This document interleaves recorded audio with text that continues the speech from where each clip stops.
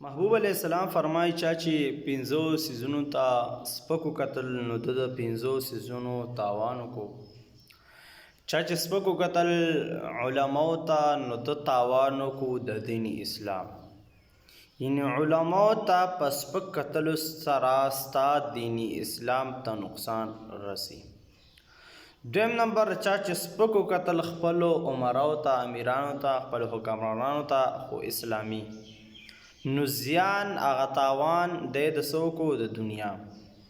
او چا چې سپکو کتل خپلو ګاونډیانو ته نو تاوان یې وکړو د منافع. یعنې خپلو ګاونډیانو ته به سپک نه ګوري اگر که هغه غریبانان ولیني، د هغوی به قدر کې، احترام به کې، خیال به ساتې.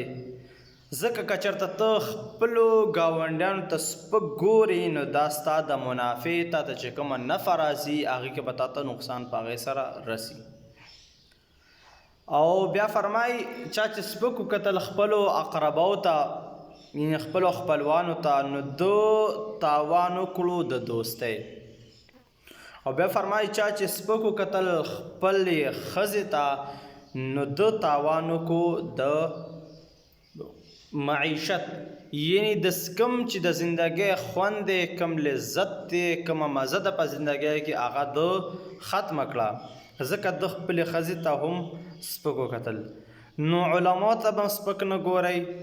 دویم خپل چې کوم اسلامي حکمرانان وي هغې ته به هم سپک نه ګورئ. دریم نمبر خپلو ګاونډیانو ته هم سپک کتل نه پکار. څلورم نمبر خپلو اقرباو سره به دوستي ساتئ، هغې سره به مینه محبت، هغې سره به تعلق ساتئ.